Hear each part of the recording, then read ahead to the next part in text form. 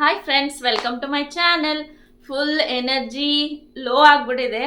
ಯಾಕಂದರೆ ಇವಾಗ time almost 7:30 ಆಗಿದೆ. ಮತ್ತು ಸ್ವಲ್ಪ ಮೂಡ್ ಕೂಡ ಸರಿ ಇಲ್ಲ. ಹಾಗಾಗಿ ನನ್ನ ಫೇಸ್ ಎಲ್ಲ ಫುಲ್ ಡಲ್ಲಾಗಿ ಕಾಣ್ತಾ ಇದೆ. ನಾನು ಬೇಜಾರು ಅನ್ನಿಸ್ತಾ ಇತ್ತು. ಸೊ ಹಾಗಾಗಿ ಎಲ್ಲಾದರೂ ಹೊರಗೆ ಹೋಗೋಣ ಅಂತ ಹೊರಟೆ. ನಾನು ಹೋಗಿದ್ದು ನಂಗೆ ಸ್ವಲ್ಪ ಕೆಲಸ ಇತ್ತು. ಸೊ ಹಾಗಾಗಿ ಆ ಕೆಲಸ ಮುಗಿಸಿ ನಾನು ಅಲ್ಲೇ ಮಲ್ಲೇಶ್ವರಂ ಹತ್ರ ಇದ್ದಿದ್ದರಿಂದ ಮಲ್ಲೇಶ್ವರಂಗೆ ಹೋದೆ. ಶಾಪಿಂಗ್ ಮಾಡಬೇಕಂತ ಏನು ಇಂಟೆನ್ಷನ್ ಇರಲಿಲ್ಲ. ಮಲ್ಲೇಶ್ವರಮಲ್ಲಿ ಒಂದು ಟೆಕ್ಸ್ಮಾರ್ಟ್ ಅಂತ ಇದೆ. ಇದು ತುಂಬ ಜನಕ್ಕೆ ಗೊತ್ತಿರುತ್ತೆ ಅನ್ಕೋತೀನಿ.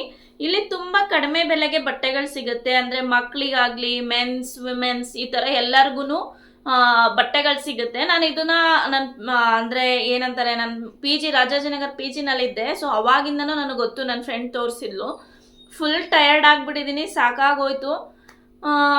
ಸೊ ನಾನು ಅಲ್ಲಿ ಸುಮ್ಮನೆ ಹೋದೆ. ಏನಾದರೂ ವೈನಿದಿಗೆ ಆ್ಯಕ್ಚುಲಿ ಏನಾದರೂ ಚೆನ್ನಾಗಿ ಅನ್ಸಿದ್ರೆ ತೊಗೊಬರೋಣ ನನ್ನ ಮಗಳಿಗೆ ಅಂತ ನಾನು ಹೋಗಿದ್ದಲ್ಲಿಗೆ. ನನಗೇನಲ್ಲಿ ಇಷ್ಟ ಆಗೋದಿಲ್ಲ. ಎಲ್ಲ ಸೈಜ್ ಇಶ್ಯೂಸ್ ಇರುತ್ತೆ, ಮತ್ತು ಏನೋ ಒಂಥರ ಚೆನ್ನಾಗಿ ಅನಿಸಲ್ಲ.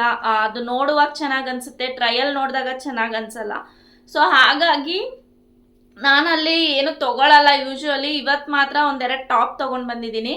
ಇನ್ನೆಲ್ಲ ವೈನಿದಿ ಶಾಪಿಂಗ್ ಮಾಡಿದ್ದೀನಿ. ನಾನು ಅದು ಮುಗಿಸ್ಕೊಂಡು ಹಾಗೆ ಸ್ಟ್ರೀಟ್ ಶಾಪಿಂಗ್ ಏನೂ ಇರಲಿಲ್ಲ ಮಲ್ಲೇಶ್ವರಮಲ್ಲಿ.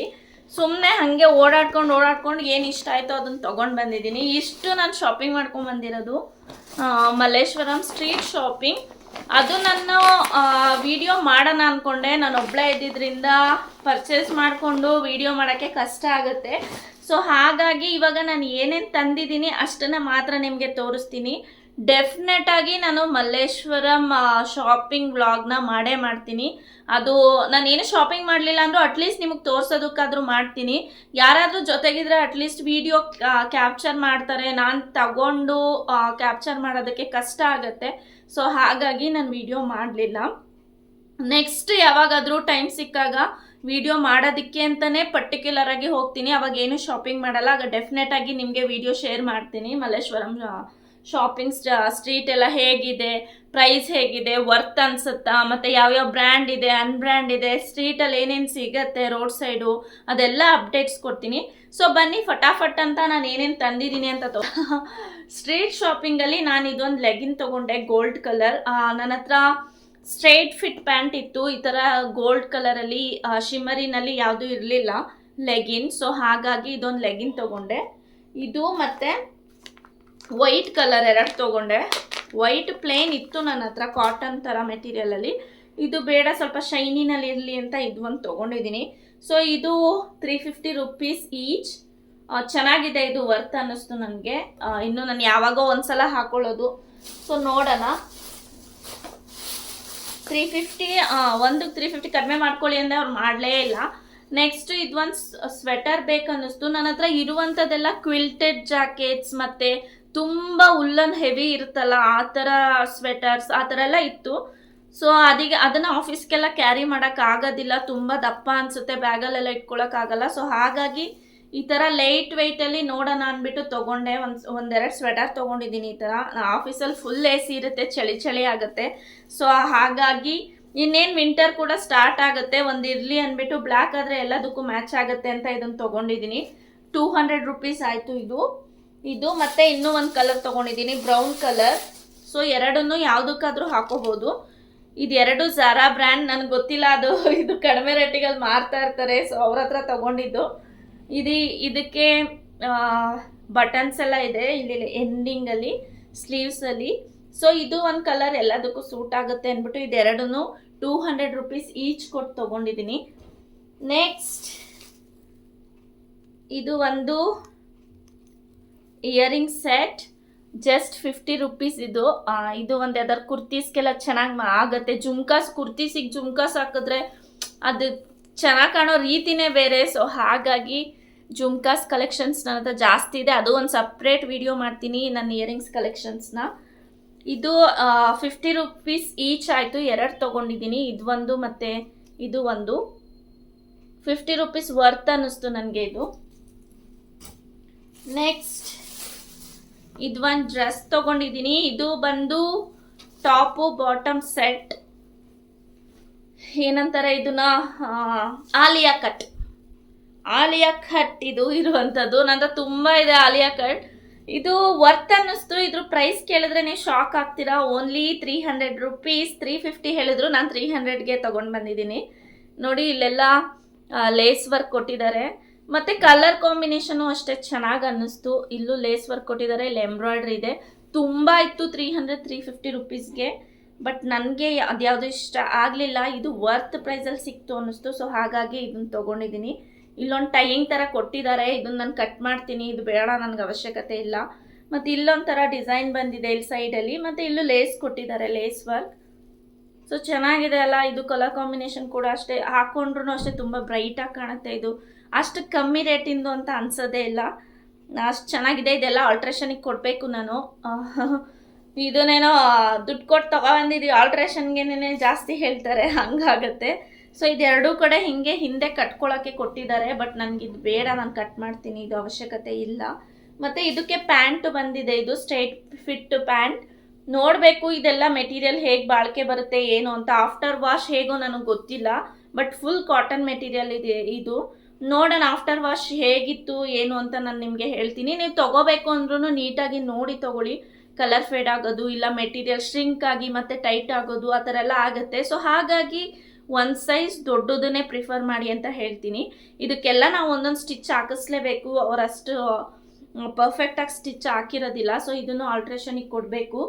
ಅದು ಒಂದು ಪೇಜ್ ತೊಗೊಂಡೆ, ತುಂಬ ಕಮ್ಮಿಗೆ ಸಿಕ್ತು ಅಂತ ನಾನು ತೊಗೊಂಡೆ. ಇಲ್ಲಾಂದರೆ ನಾನು ಶಾಪಿಂಗ್ ಮಾಡಬೇಕು ಅನ್ನೋ ಇಂಟೆನ್ಷನ್ ಏನೂ ಇರಲಿಲ್ಲ, ಕಡಿಮೆ ರೇಟಿಗೆ ಇತ್ತಲ್ಲ ಅಂತ ಅಷ್ಟೇ ತೊಗೊಂಡಿದ್ದು. ನೆಕ್ಸ್ಟ್ ಇದೊಂದು ಜೊತೆ ಶೂ ತೊಗೊಂಡೆ, ಇದು 200 ರುಪೀಸ್ ಆಯಿತು. ಈ ಕುರ್ತೀಸ್ಗೆಲ್ಲ ಚೆನ್ನಾಗಿರುತ್ತೆ ಅಂದ್ಬಿಟ್ಟು ತೊಗೊಂಡಿದ್ದೀನಿ. ಬ್ಲ್ಯಾಕ್ ಆದರೆ ಎಲ್ಲದಕ್ಕೂ ಮ್ಯಾಚ್ ಆಗುತ್ತೆ. ನನ್ನ ಹತ್ರ ಒಂದು ಪಿಂಕ್ ಇದೆ, ಸೊ ಬ್ಲ್ಯಾಕ್ ಅಂದರೆ ಎಲ್ಲದಕ್ಕೂ ಸೂಟ್ ಆಗುತ್ತೆ ಅಂತ ಇದು ಒಂದು ತೊಗೊಂಡಿದ್ದೀನಿ. ಜಸ್ಟ್ 200 ರುಪೀಸ್ ಆಯಿತು. ಕುರ್ತೀಸ್ಗಷ್ಟೇ ಹಾಕ್ತೀನಿ ನಾನು, ಅದು ಜೀನ್ಸ್ಗೆಲ್ಲ ಹಾಕಲ್ಲ, ಅದು ಚೆನ್ನಾಗಿ ಕಾಣಲ್ಲ ಜೀನ್ಸಿಗೆ. ನೆಕ್ಸ್ಟ್ ಇದು ಒಂದು ಸ್ಲಿಪ್ಪರ್ ತೊಗೊಂಡೆ. ಈ ಥರ ಸ್ಲಿಪ್ಪರ್ ಇರಲಿಲ್ಲ ನನ್ನ ಹತ್ರ. ಈಗ ತುಂಬ ನಂದು ಶೂಸ್ ಸ್ಲಿಪ್ಪರ್ಸ್ ಎಲ್ಲ ಆಗ್ತಾನೆ ಇಲ್ಲ ಆಫ್ಟರ್ ಪ್ರೆಗ್ನೆನ್ಸಿ. ಅಂದರೆ ಕಾಲೆಲ್ಲ ಊದಿರುತ್ತೆ, ದಪ್ಪ ಆಗಿರ್ತೀವಲ್ವಾ. ಸೊ ಹಾಗಾಗಿ ಅವಾಗಿನ ಸ್ಲಿಪ್ಪರ್ಸ್ ಎಲ್ಲ ಆಗೋದೇ ಇಲ್ಲ. ಇದು ಇಲ್ಲಿ ಸಾಫ್ಟ್ ಇದೆ, ಸೊ ಹಾಗಾಗಿ ಇದನ್ನು ತೊಗೊಂಡೆ. ಇದವ್ರು ನನಗೆ ಫಸ್ಟ್ 285 ರುಪೀಸ್ ಅಂದರು. ನಂಗೆ ಬೇಡವೇ ಬೇಡ ಅಂದಮೇಲೆ 180 ರುಪೀಸಿಗೆ ಕೊಡ್ತೀನಿ ಮೇಡಮ್ ತೊಗೊಳ್ಳಿ ಅಂತ ಅಂದರು. ಸೊ ಹಾಗಾಗಿ ಇದು ಒಂದು ತೊಗೊಂಡಿದ್ದೀನಿ. ಇದು ಜೀನ್ಸ್ ಮತ್ತು ಕುರ್ತೀಸ್ ಡ್ರೆಸ್ಗೆಲ್ಲ ಹಾಕ್ಬೋದು. ಸೊ ಇದರಲ್ಲಿ ಬ್ಲ್ಯಾಕ್ ಒಂದಿತ್ತು, ನಾನು ಬ್ಲ್ಯಾಕ್ ಬೇಡ ಅಂತ ಪೀಚ್ ಕಲರ್ನ ಚೂಸ್ ಮಾಡಿದ್ದೀನಿ. ಜಸ್ಟ್ 180 ರುಪೀಸ್ ಇದು. ಸ್ಲಿಪ್ಪರ್ಸ್ ಎಲ್ಲ ಡ್ರೆಸ್ಗಳಂತೂ ಹೆಣ್ಮಕ್ಳಿಗೆ ಎಷ್ಟಿದ್ರೂ ಸಾಕಾಗಲ್ಲ. ನನ್ನ ಹತ್ರ ಅಂತೂ ಅದು ಎಷ್ಟಿದೆಯೋ ಆದರೂ ಇಲ್ಲ ಇಲ್ಲ ಅನಿಸುತ್ತೆ, ಬೇಕು ಬೇಕು ಅನಿಸುತ್ತೆ. ನೆಕ್ಸ್ಟ್ ಇದು ಒಂದು ಸೆಟ್ ತೊಗೊಂಡೆ. ಇದು ಅಷ್ಟೇ ಸೇಮ್ 300 ರುಪೀಸ್. ಅವರು 350 ಹೇಳಿದ್ರು ನನಗೆ. ನಾನು 350 ಬೇಡ, 2 ತೊಗೋತೀನಿ, ಕಡಿಮೆ ಮಾಡಿಕೊಡಿ ಅಂದರೆ ಕೊಡೋದೇ ಇಲ್ಲ ಅಂದರು. ನಾನು ಹೇಗೋ ಬಾರ್ಗೇನ್ ಎಲ್ಲ ಮಾಡಿ ತೊಗೊಂಡು ಬಂದಿದ್ದೀನಿ. ನೀವು ಬಾರ್ಗೇನ್ ಮಾಡಿ ಕೊಡ್ತಾರೆ ಅಂತ ಅನ್ಕೋತೀನಿ. ಇದು ಕಲರ್ ಕಾಂಬಿನೇಷನ್ ಕೂಡ ಅಷ್ಟೇ ಚೆನ್ನಾಗಿದೆ, ಮಲ್ಟಿ ಕಲರಲ್ಲಿ ಬಂದಿದೆ. ಇದರಲ್ಲಿ ಪಿಂಕ್ ಒಂದಿತ್ತು, ನನ್ನ ಪಿಂಕ್ ತುಂಬ ಡ್ರೆಸ್ಗಳಿದ್ದಾವೆ, ಪಿಂಕ್ ಬೇಡ ಅಂದ್ಬಿಟ್ಟು ಆಫೀಸ್ ವೇರಿಗೆ ಚೆನ್ನಾಗಿದೆ ಇದು ಸಿಂಪಲ್ ಆಗಿ. ಸೊ ಹಾಗಾಗಿ ಇದನ್ನೊಂದು ತೊಗೊಂಡೆ. ಇದು ಫುಲ್ ಕಾಟನ್ ಮೆಟೀರಿಯಲ್. ಇದು ವಾಶಲ್ಲಾದರೆ ಕಲರ್ ಎಲ್ಲ ಫೇಡ್ ಆಗೋದಿಲ್ಲ, ಬಟ್ ಇದಕ್ಕೆ ಮಸ್ಟ್ ಐರನ್ ಬೇಕೇ ಬೇಕು ಅನ್ಕೋತೀನಿ. ಇಲ್ಲಿ ಡಿಸೈನರ್ ಈ ಥರ ಕೊಟ್ಟಿದ್ದಾರೆ, ಮುಂದೆ ನೆಕ್ ಹತ್ರ ಏನೋ ಥ್ರೆಡ್ ವರ್ಕಲ್ಲಿ ಕೊಟ್ಟಿದ್ದಾರೆ. ಮತ್ತು ಇದಕ್ಕೆ ಪ್ಯಾಂಟ್ ಕೂಡ ಇದೆ. ಇದು ಸೆಟ್ ಜಸ್ಟ್ 300 ರುಪೀಸ್ ಸೆಟ್ ಇದು. ಇದು ಪ್ಯಾಂಟ್ ನನಗೆ ಇಷ್ಟ ಆಯಿತು. ಇದು ಲೆಂತ್ ಕೂಡ ನನಗೆ ಸರಿಯಾಗುತ್ತೆ ಮತ್ತು ವಿಡ್ತ್ ಕೂಡ ಸರಿಗಿದೆ. ಆ ಡ್ರೆಸ್ದು ಸ್ವಲ್ಪ ಲೆಂತ್ ಜಾಸ್ತಿ ಇದೆ ಅನಿಸುತ್ತೆ, ಕಟ್ ಮಾಡಿಸ್ಬೇಕು. ಇದು ಮಾತ್ರ ಪರ್ಫೆಕ್ಟ್ ಒನ್ ಅನ್ನಿಸ್ತು. ಇದನ್ನು ಆಲ್ಟ್ರೇಷನಿಗೆ ಕೊಡಬೇಕು. ಸೊ ಇದೂ ಆಫೀಸ್ಗೆಲ್ಲ ಹಾಕೋದಕ್ಕೆ ಚೆನ್ನಾಗಿದೆ ಸಿಂಪಲ್ಲಾಗಿ. ಆಮೇಲೆ ಇನ್ನೇನು ತೊಗೊಂಡೆ, ನೆಕ್ಸ್ಟ್ ಇದು ಒಂದು ಟಾಪ್ ತೊಗೊಂಡೆ. ಇದು ಜಸ್ಟ್ 200 ರುಪೀಸ್. ಅವರು 250 ರುಪೀಸ್ ಹೇಳಿದ್ರು, ನಾನು ಕಡಿಮೆ ಮಾಡಿ ಮಾತಾಡಿ 200 ಮಾಡಿಸ್ಕೊಂಡು ತೊಗೊಬಂದೆ. ಇದು ಅಷ್ಟೇ ಆಲಿಯಾ ಕಟ್ ಥರ ಸೇಮ್ ಅದು ತೋರಿಸಿದ್ನಲ್ಲ ಅದೇ ಥರ ಪ್ಯಾಟ್ರನ್. ಇದು ಕಲರ್ ಚೇಂಜ್ ಅಷ್ಟೇ, ವೈಟ್ ಆ್ಯಂಡ್ ಬ್ಲ್ಯಾಕ್. ಇದಕ್ಕೂ ಸೈಡಲ್ಲಿ ಈ ಥರ ಹೀಗೆ ಥ್ರೆಡ್ ಕೊಟ್ಟಿದ್ದಾರೆ, ಇಲ್ಲೂ ಕೊಟ್ಟಿದ್ದಾರೆ. ನಾನು ಅದನ್ನು ಕಟ್ ಮಾಡ್ತೀನಿ. ಇದು ಎಲ್ಲದಕ್ಕೂ ಒಂದೊಂದು ಸ್ಟಿಚ್ ಹಾಕಿಸ್ಲೇಬೇಕು. ಸೊ ಇದಕ್ಕೆ ಲೇಸ್ ವರ್ಕ್ ಎಲ್ಲ ಏನೂ ಇಲ್ಲ. ಇದು ಹಾಕೊಂಡ್ರೆ ಆಲ್ಟ್ರೇಷನ್ ಮಾಡಿ ಚೆನ್ನಾಗಿ ಕಾಣುತ್ತೆ. ಬ್ಲ್ಯಾಕ್ ಲೆಗಿನ್ನ ಮ್ಯಾಚ್ ಮಾಡೋಣ ಅಂದ್ಕೊಂಡಿದ್ದೀನಿ. ಸೊ ಇದು 200 ರುಪೀಸ್ಗೆ ಸಿಕ್ತು. ಸೊ ನನಗೆಲ್ಲ ವರ್ತ್ ಅನ್ನಿಸ್ತು. ಆಫ್ಟರ್ ವಾಶ್ ನಾನು ರಿವ್ಯೂ ಕೊಡ್ತೀನಿ, ಆಫ್ಟರ್ ವಾಶ್ ನನಗೆ ಗೊತ್ತಿಲ್ಲ. ಸೊ ಹಾಗಾಗಿ ನೆಕ್ಸ್ಟ್ ಇನ್ನೇನು ತೊಗೊಳ್ಳಿಲ್ಲ ನಾನು. ಅದೇನಂತಾರೆ, ಇದನ್ನೇನೋ ಹಣ್ಣು ಅಂತಾರೆ ನನಗೆ. ಇದು ತುಂಬ ಬಾಡಿ ಹೀಟಲ್ಲಿದ್ದರೆ ಇದನ್ನು ತಿಂತಾರೆ, ಬಾಡಿಯಲ್ಲಿ ಜಾಸ್ತಿ ಹೀಟ್ ಆಗಿದ್ರೆ. ಇದನ್ನೇನೋ ಹಣ್ಣು ಅಂತಾರೆ, ಬಾಯಿ ತುದಿಲಿದೆ, ಹೇಳಕ್ಕೆ ಬರ್ತಾ ಇಲ್ಲ. ಇದನ್ನು ಪಾರ್ಸಲ್ ತೊಗೊಂಡು ಬಂದೆ, ಇನ್ನೂ ತಿಂದಿಲ್ಲ. ಅಲ್ಲೇ ಒಂದು ಪೀಸ್ ತಿಂದೆ, ಜಾಸ್ತಿ ತಿನ್ನೋಕ್ಕಾಗಲಿಲ್ಲ. ಸೊ ಹಾಗಾಗಿ ಅದನ್ನೊಂದು ತೊಗೊಂಡು ಬಂದಿದ್ದೀನಿ, ತಿನ್ನಬೇಕು. ಇಷ್ಟೇ ನಾನು ಶಾಪಿಂಗ್ ಮಾಡಿದ್ದು. ಆಮೇಲೆ ವೈನಿದಿಗೆ ಇದು ಒಂದು ಬ್ಯಾಸ್ಕೆಟ್ ಬಾಲ್ ತುಂಬ ದಿನದಿಂದ ನೋಡ್ತಾ ಇದ್ದೆ, ತೊಗೋಬೇಕು ಅಂತ.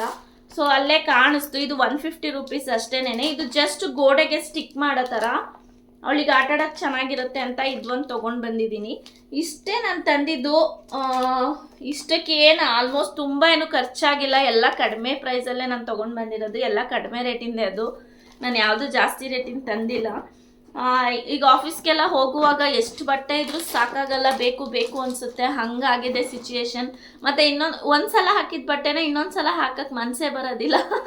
ಯಾಕೆ ಅಂತ ಗೊತ್ತಿಲ್ಲ. ಇದೆಲ್ಲ ಹೆಣ್ಮಕ್ಳು ಪ್ರಾಬ್ಲಮ್ ಅನ್ಕೋತೀನಿ. ಎಷ್ಟೊಂದು ಜನ ನೋಡಿದ್ರೆ ಎಷ್ಟು ಬಟ್ಟೆ ಇದ್ರೂ ಸಾಕಾಗಲ್ಲ ಅಂತಾರೆ.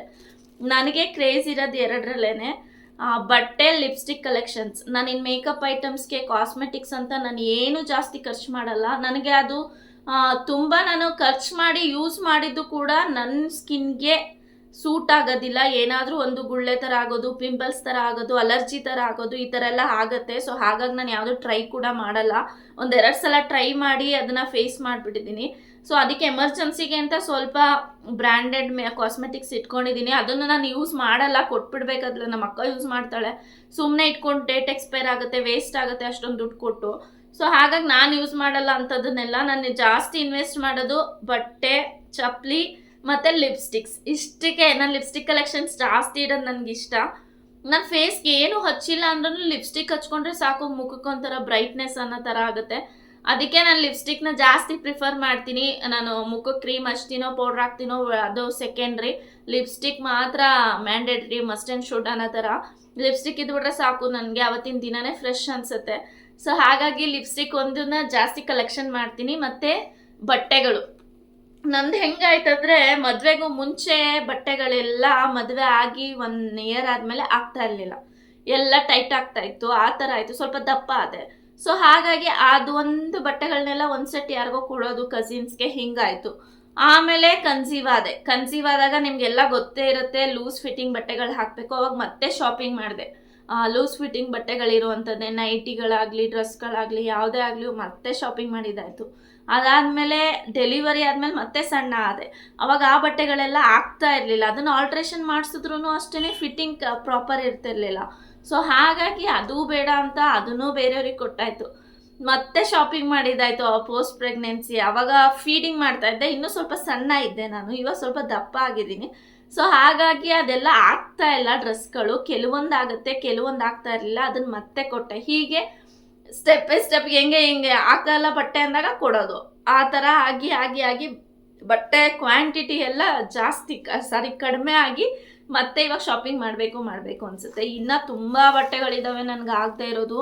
ಅದೆಲ್ಲ ನನಗೆ ಪೇಷನ್ಸು, ಟೈಮು ಎರಡು ಬೇಕು ಎತ್ತಿಡೋಕ್ಕೆ, ಯಾವುದ್ಯಾವ್ದು ಬೇಕು ಬೇಡ ಅಂತ ನೋಡಿ. ಸೊ ಹಾಗಾಗಿ ಇನ್ನೂ ಎಲ್ಲ ಹಾಗೆ ಡಂಪ್ ಮಾಡಿಟ್ಟಿದ್ದೀನಿ. ಒಂದಿನ ಕುತ್ಕೊಂಡು ಸಪ್ರೇಟ್ ಮಾಡಿ, ಸೆಗ್ರಿಗೇಟ್ ಮಾಡಿ, ಯಾರಿಗಾದರೂ ಕಸಿನ್ಸಿಗೆ ಕೊಡಬೇಕು, ಅಟ್ಲೀಸ್ಟ್ ಯಾರಿಗಾದ್ರೂ ಯೂಸ್ ಆಗುತ್ತೆ. ಸುಮ್ಮನೆ ಹಾಗೆ ಮನೆಯಲ್ಲಿ ಇಟ್ಕೊಂಡ್ರೆ ಏನು ಪ್ರಯೋಜನ ಇಲ್ಲ. ಇಲ್ಲಾಂದರೆ ನಾನೇ ಜಿಮ್ಮಿಗೆ ಹೋಗಿ ಸಣ್ಣ ಆಗಿ ಆ ಬಟ್ಟೆಗಳನ್ನ ಯೂಸ್ ಮಾಡಬೇಕು.